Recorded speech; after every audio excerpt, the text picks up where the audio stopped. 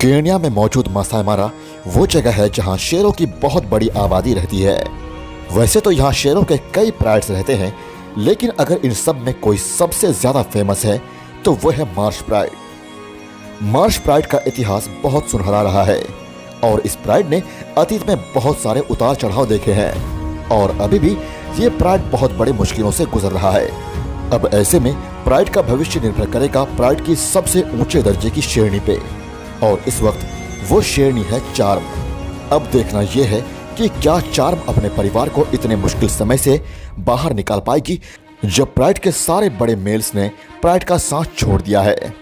देखेंगे चार्म के इस मुश्किल सफर को इस वीडियो में।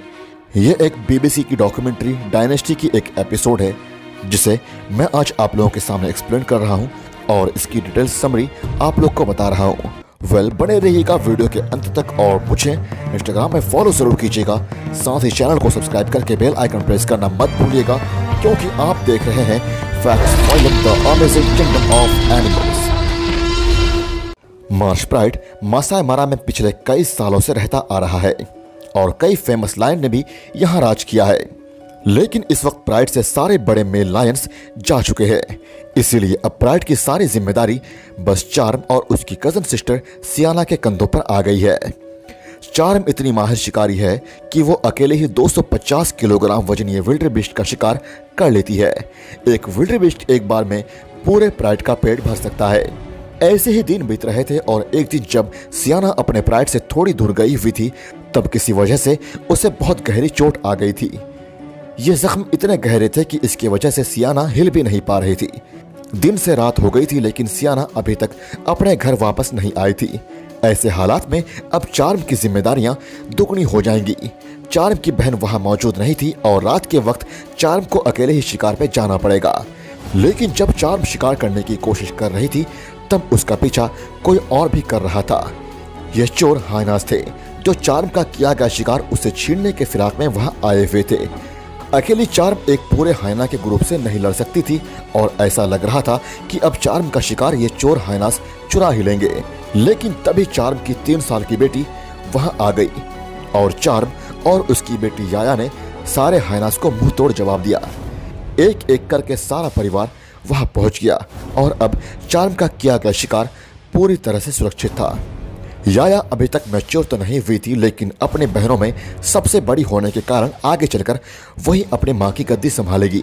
चार्म का एक बेटा भी है, टाटू, जिसकी उम्र भी 3 साल की है और उसके मेल्स भी अब धीरे धीरे बड़े होने लगे हैं। टाटू अब धीरे धीरे बड़ा हो रहा था और वो कभी भी अपने ताकत दिखाने का मौका नहीं छोड़ता है। वैसे टाटू अकेला मेल कब नहीं था, उसका एक भाई भी था जिसका नाम रेड था। टाटू और रेड में बहुत बनती थी और कुछ सालों में ये एक साथ अपना घर छोड़कर यहाँ से हमेशा हमेशा के लिए चले जाएंगे, लेकिन तब तक इनकी माँ को ही इनका पूरा ख्याल रखना होगा। इधर सियाना पे हमला हुए 4 दिन हो गए थे और वो अभी भी वापस अपने घर नहीं पहुँच पाई थी। भूख के कारण उसने एक विल्डबीस्ट का शिकार भी करना चाहा, लेकिन उसमें भी वो सफल नहीं रही, क्योंकि अब सियाना में ज्यादा ताकत नहीं बची है। वहीं दूसरी तरफ रेड अकेला अपने घर से दूर घूम रहा था और तभी अचानक से उसे 20 हाइनास ने घेर लिया। रेड उनसे लड़ने का पूरा प्रयास कर रहा था, लेकिन वो अकेला उनसे नहीं लड़ पा रहा था क्योंकि वो संख्या में बहुत ज्यादा ही थे।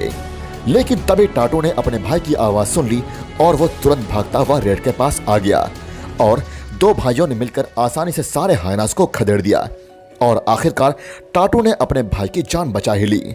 इधर सियाना भी बहुत दिनों तक दूसरे जानवरों का खाना चुरा चुरा कर थोड़ी हेल्दी हो चुकी थी और वो तेजी से अपने परिवार की तरफ बढ़ रही थी और आखिरकार इतने दिनों बाद वो अपने परिवार में वापस आ ही गई।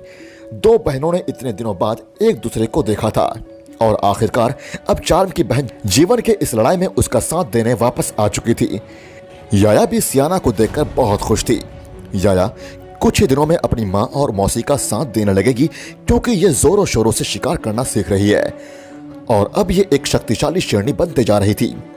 अक्टूबर के महीने में सारे विल्डरबीस्ट मासाई मारा को छोड़कर दूसरे इलाकों में माइग्रेट कर जाते हैं। विल्डरबीस्ट के जाने के बाद अब मार्श प्राइड को खाने की बहुत दिक्कत होने वाली थी। और एक दिन खाने की तलाश में चार्म और उसका पूरा परिवार अपने टेरिटरी के बिल्कुल आखिरी छोर पर पहुंच गया था। यहाँ पर विल्डरबिस्ट तो नहीं थे, लेकिन यहाँ पर पालतू पशु मौजूद थे। दरअसल इस इलाके में इंसान गैर कानूनी रूप से अपने पालतू पशुओं को चरवाने के लिए आते हैं। अगर चार्म ने एक भी पालतू जानवर का शिकार किया तो उसके और उसके पूरे परिवार के लिए बहुत दिक्कतें खड़ी हो सकती है, क्योंकि इंसान अपने पालतू जानवरों को बचाने के लिए शेरों के लिए जहर मिला हुआ खाना छोड़ जाते हैं, जिसे खाकर शेरों की मौत भी हो जाती है। ऐसा ही कुछ चार्म और उसके परिवार के साथ भी हुआ, और इसका पूरा प्रभाव दिखा एक हफ्ते बाद, जब प्राइड के ज्यादातर शेर बीमार रहने लगे। चार्म का 1 साल का बेटा तो इतना बीमार था कि वो ढंग से चल भी नहीं पा रहा था। इधर सियाना एक बार फिर से कहीं गायब हो गई थी। गर्मी बहुत थी और प्राइड को छांव ढूंढने के लिए वहां से जाना ही पड़ा, लेकिन चार्म का बेटा उनके साथ नहीं चल सकता था।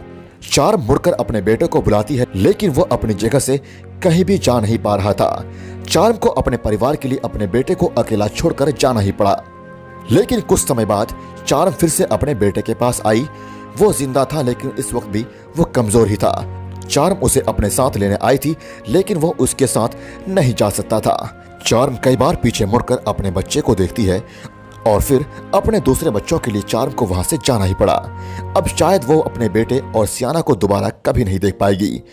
चार्म अपने परिवार के साथ शिकार की तलाश में लगातार सफर कर रही थी।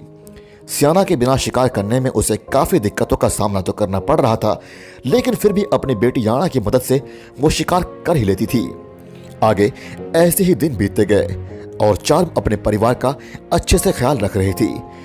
इतने समय बाद अब चार्म के दोनों बेटे 4 साल के हो गए थे और अब उनके प्राइड को छोड़कर जाने का समय आ चुका था।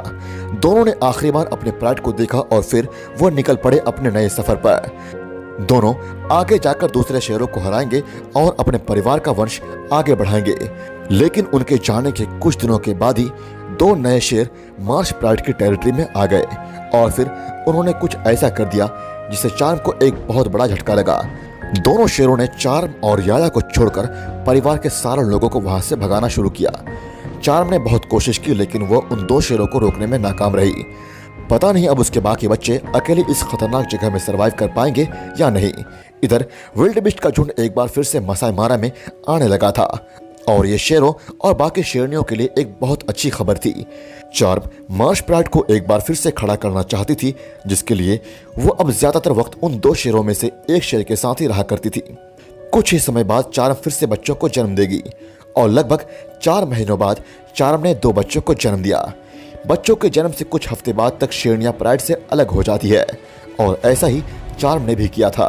एक दिन चार्म के दोनों बच्चों को बफेलोज ने देख लिया, जिसके बाद वो उनके जान के दुश्मन हो गए थे, लेकिन चार्म ने किसी तरह से अपने बच्चों को बचा ही लिया। इधर दूसरी तरफ याया ने दूसरे शेर के साथ मीटिंग की और शायद कुछ समय बाद वो भी बच्चों को जन्म देगी।